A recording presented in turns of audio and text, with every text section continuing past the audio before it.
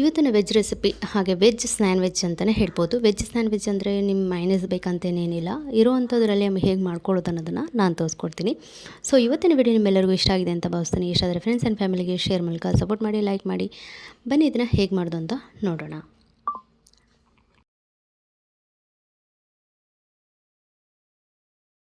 ಇಲ್ಲಿ ನಾನು ಸ್ವಲ್ಪ ಪಾಲಕ್ಕು ಹಾಗೆ ಸ್ವಲ್ಪ ಟೊಮೆಟೊ, ಸ್ವಲ್ಪ ನೀರುಳ್ಳಿನ ಸಣ್ಣದಾಗಿ ಕಟ್ ಮಾಡ್ಕೊಂಡಿದ್ದೀನಿ. ಈ ಕಟ್ ಮಾಡಿ ಇಟ್ಕೊಂಡಿರೋವಂಥದ್ದನ್ನು ಒಂದು ಬೌಲಿಗೆ ಸೇರಿಸ್ಕೊಳ್ತಾ ಇದ್ದೀನಿ. ನೀವು ಇಂಥದ್ದೇ ತರಕಾರಿಗಳನ್ನ ಹಾಕಬೇಕಂತ ನಾನು ಹೇಳೋದಿಲ್ಲ, ನಿಮ್ಗೆ ಯಾವ ರೀತಿ ತರಕಾರಿ ಇಷ್ಟ ಇದೆ ಆ ರೀತಿ ತರಕಾರಿನ ಹಾಕ್ಕೊಳ್ಬೋದು. ಸೊ ಈಗ ನಾನಿಲ್ಲಿ ಪನ್ನೀರನ್ನ ಚೆನ್ನಾಗಿ ಸಣ್ಣದಾಗಿ ಗ್ರೇಟ್ ಮಾಡಿ ಹಾಕ್ಕೊಂಡಿದ್ದೀನಿ.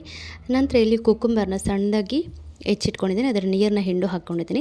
ಸ್ವಲ್ಪ ಇಲ್ಲಿ ಕೊತ್ತಂಬರಿ ಪುಡಿ ಹಾಗೆ ಮ್ಯಾಗಿ ಮಸಾಲ, ಸ್ವಲ್ಪ ಗರಂ ಮಸಾಲ ಹಾಗೆ ಸ್ವಲ್ಪ ಪೆಪ್ಪರ್ ಪುಡಿನ ಸೇರಿಸಿ ಮಿಕ್ಸ್ ಮಾಡ್ತಾಯಿದ್ದೀನಿ.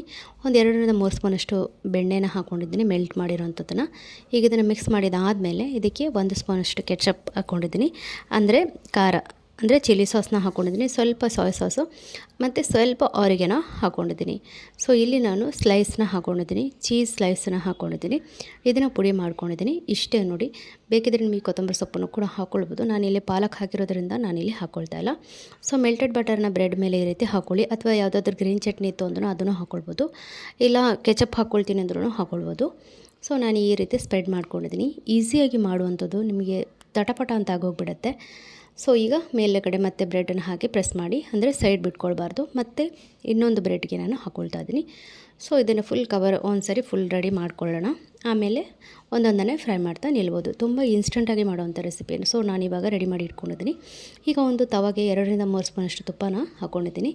ತುಪ್ಪ ಅಥವಾ ಬೆಣ್ಣೆ ಎರಡರಲ್ಲಿ ಯಾವುದು ಕೂಡ ಆಗುತ್ತೆ. ಸೊ ಅದನ್ನು ಈ ರೀತಿ ಸವರ್ಕೊಂಡು ಈ ರೀತಿ ಫ್ರೈ ಮಾಡ್ಕೊಳ್ಳೋವಂಥದ್ದು ಅಷ್ಟೇ. ಬೇಕಿದ್ರೆ ನೀವು ಮೊಟ್ಟೆಗೆ ಡಿಪ್ ಮಾಡಿ ಫ್ರೈ ಮಾಡ್ತೀನಿ ಅಂದರೂ ಮಾಡ್ಕೊಳ್ಬೋದು.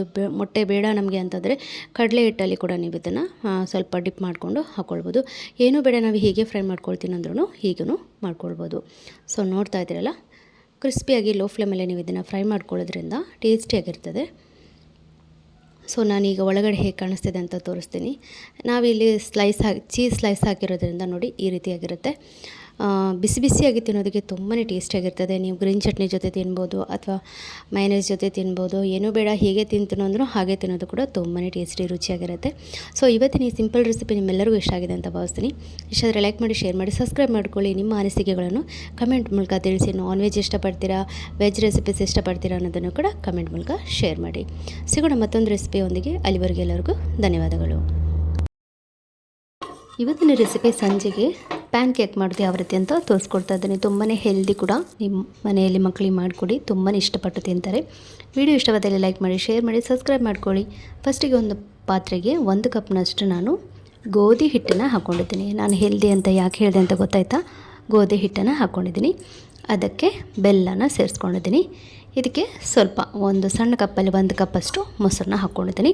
ಒಂದು 2 ಸ್ಪೂನಷ್ಟು ಬಟರ್ನ ಮೆಲ್ಟ್ ಮಾಡಿ ಹಾಕ್ಕೊಂಡಿದ್ದೀನಿ. ಈಗ ಇದನ್ನು ಚೆನ್ನಾಗಿ ಒಂದು ಸರಿ ಮಿಕ್ಸ್ ಮಾಡಿ, ಇಲ್ಲಿ ನಿಮಗೆ ಸಿಹಿಗೆ ತಕ್ಕಷ್ಟು ಬೆಲ್ಲನ ಹಾಕ್ಕೊಳ್ಬೋದು. ಈಗ ಇಲ್ಲಿ ಸ್ವಲ್ಪನೇ ನೀರನ್ನ ಹಾಕಿಬಿಟ್ಟು ಮಿಕ್ಸ್ ಮಾಡ್ಕೊಳ್ಬೇಕಾಗತ್ತೆ. ಆದಷ್ಟು ನಾವು ಕೇಕೆಲ್ಲ ಮಾಡುವಂಥ ಬ್ಯಾಟರ್ ಇರುತ್ತಲ್ಲ ಆ ರೀತಿ ಇರಬೇಕು, ಅಂದರೆ ಉದ್ದಿನ ದೋಸೆ ಹಿಟ್ಟಿಗಿಂತ ಸ್ವಲ್ಪ ಜಾಸ್ತಿ ದಪ್ಪ ಇರಬೇಕು. ಸ್ವಲ್ಪನೇ ನೀರನ್ನ ಹಾಕಿ ನೀವು ಇದನ್ನು ಕಲಿಸ್ಕೊಳ್ಬೇಕಾಗತ್ತೆ.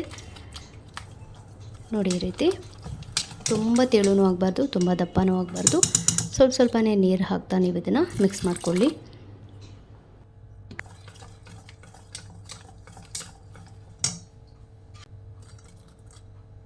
ಮತ್ತು ಸ್ವಲ್ಪ ನಾನಿಲ್ಲಿ ಬೆಲ್ಲದ ಪುಡಿನ ಹಾಕ್ಕೊಳ್ತಾ ಇದ್ದೀನಿ, ಸಿಹಿ ಕಮ್ಮಿ ಇರೋದ್ರಿಂದ.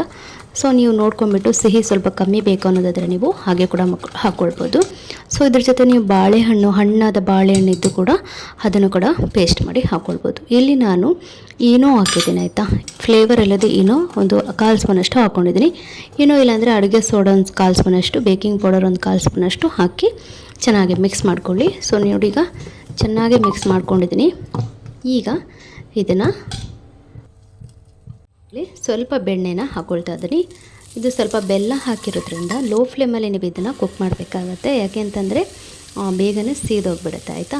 ತುಪ್ಪ ಹಾಕಿದಾದಮೇಲೆ ಈಗ ಮುಚ್ಚಿಬೇಕು ಇದನ್ನು. ಸ್ವಲ್ಪ ಮೇಲ್ಗಡೆಯಿಂದ ತುಪ್ಪ ಹಾಕಿ, ತುಪ್ಪ ಅಥವಾ ಬೆಣ್ಣೆ ಹಾಕಿಬಿಟ್ಟು ಇದನ್ನು ಮುಚ್ಚಿ ಬೇಕ್ ಮಾಡ್ಕೊಳ್ಬೇಕು. ನೋಡಿದ್ರಲ್ಲ ಎಷ್ಟು ಚೆನ್ನಾಗಿ ಕಾಣಿಸ್ತಾ ಇದೆ ಅಂತ. ಸೊ ಈಗ ಇಲ್ಲಿ ಮತ್ತೆ ಸ್ವಲ್ಪ ಬೆಣ್ಣೆನ ಹಾಕ್ಕೊಳ್ತಾ ಇದ್ದೀನಿ. ಸೊ ಈಗ ಎರಡೂ ಸೈಡ್ ಫ್ರೈ ಆಗಿದೆ. ಇದೇ ರೀತಿ ಉಳಿದಿರೋವಂಥ ಬ್ಯಾಟರ್ನೆಲ್ಲನೂ ನಾವು ಸ್ವಲ್ಪ ತುಪ್ಪ ಬೆಣ್ಣೆನ ನಿಮಗೆ ಯಾವುದು ಇಷ್ಟ, ಬೆಣ್ಣೆನೋ ತುಪ್ಪನೋ ಅದನ್ನು ಹಾಕ್ಕೊಳ್ಳಿ. ಸೊ ನಾನಿಲ್ಲಿ ಬೆಣ್ಣೆನೂ ಉಪಯೋಗಿಸಿದ್ದೀನಿ. ನೋಡಿ ಎಷ್ಟು ಚೆನ್ನಾಗಿ ಬೇಕಾಗಿದೆ. ತುಂಬಾ ಟೇಸ್ಟಿ, ತುಂಬಾ ಹೆಲ್ದಿ. ಯಾಕೆ ಹೆಲ್ದಿ ಅಂತಂದರೆ ಬೆಲ್ಲ ಹಾಕಿದ್ದೀವಿ, ಹಾಗೆಯೇ ಗೋಧಿ ಹಿಟ್ಟಲ್ಲಿ ಮಾಡಿರೋವಂಥದ್ದು. ಸೊ ಮಕ್ಕಳೆಲ್ಲ ಸಂಜೆ ಬರುವಾಗ ನೀವು ಈ ರೀತಿಯಾದಂಥ ಒಂದು ಸ್ನ್ಯಾಕ್ಸ್ ರೆಡಿ ಮಾಡಿಟ್ರೆ ಖಂಡಿತ ಅವರು ಇಷ್ಟಪಟ್ಟು ತಿಂತಾರೆ.